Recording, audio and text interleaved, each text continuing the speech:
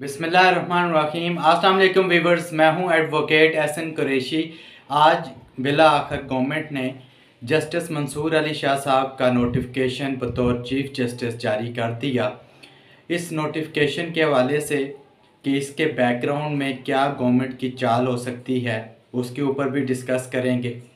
और ये भी डिस्कस करेंगे जस्टिस मंसूर अली शाह साहब बतौर जज चीफ जस्टिस ऑफ पाकिस्तान कैसा किरदार अदा कर सकते हैं, उनके फैसले जात क्या बाइस्ड होंगे या नहीं होंगे, और वो कितना अरसा चीफ जस्टिस ऑफ पाकिस्तान रहेंगे और उनको अभी भी एक ख़तरा मौजूद है। वो कौन सा ख़तरा मौजूद है? अभी भी उनको 25 अक्टूबर तक उनको एक ख़तरा मौजूद है उनके लिए, उसके ऊपर भी डिस्कस करेंगे कि अभी भी नोटिफिकेशन होने के बावजूद वो कौन सा ख़तरा है जो अभी उनके सर पर मंडला रहा है, उसके ऊपर भी डिस्कस करेंगे। इससे पहले कि मैं अपनी वीडियो का बाकायदा आगाज़ करूं, आपसे गुजारिश है अगर आप मेरे चैनल पर नए हैं तो इस चैनल को सब्सक्राइब कर लें और इस वीडियो को ज़्यादा से ज़्यादा लोगों तक शेयर करें ताकि ये मालूमाती वीडियो ज़्यादा से ज़्यादा लोगों तक पहुँचाई जा सके। गवर्नमेंट ने आज जस्टिस मंसूर अली शाह साहब की बतौर chief justice of Pakistan notification जारी कर दिया। नोटिफिकेशन के मुताबिक जस्टिस मंसूर अली शाह 25 अक्टूबर 2024 से चीफ जस्टिस ऑफ पाकिस्तान होंगे। अब इस नोटिफिकेशन को गवर्नमेंट ने पहले डिले किया, तख़ीर में रखा, उसको पेंडिंग में रखा,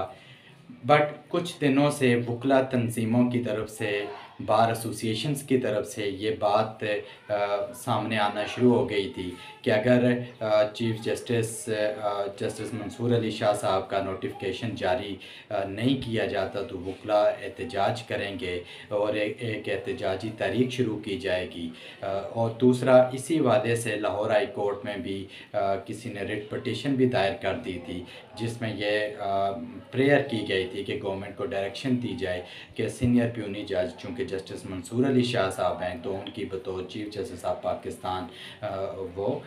नोटिफिकेशन तकर्री का नोटिफिकेशन जारी करें। इन सूरत हाल को देखते हुए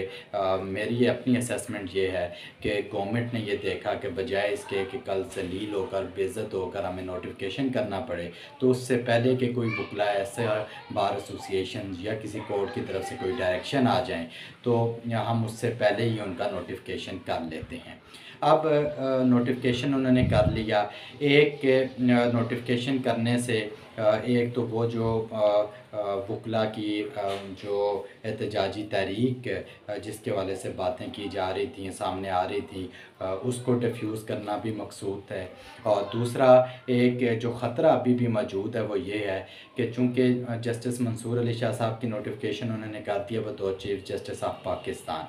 बट अभी जो 30 सितंबर को जो नज़रसानी दरख्वास्त है आर्टिकल 63 है कि उसके बेंच तश्कील पा गया है, उसके ऊपर समाअत होनी है। अगर वो फ़ैसला कल अदम हो जाता है जो 2022 में सुप्रीम कोर्ट ने किया था कि कोई भी पार्लियामेंटेरियन अपनी पार्टी की पॉलिसी के बरक्स वोट कास्ट नहीं कर सकता, अगर ऐसा करेगा तो उसका वोट काउंट नहीं किया जाएगा। अगर वो जजमेंट या ये 30 सितंबर को उसको अगर ख़त्म कर दिया जाता है तो फिर जो आइनी तरमीम गवर्नमेंट करने जा रही है उसके तहत वो आइनी तरमीम करके कुछ पीटीआई के जो लोग हैं उनको ख़रीद भी सकती है और उनको भी पता होगा कि ज़ाहिर है अब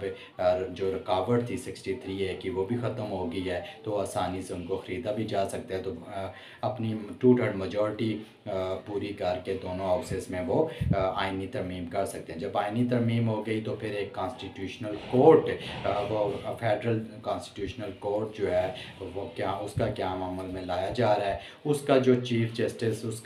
जस्टिस होगा बेसिकली वो चीफ जस्टिस ऑफ पाकिस्तान कहलाएगा और सारे इख्तियारात उसके पास होंगे। और जो चीफ जस्टिस ऑफ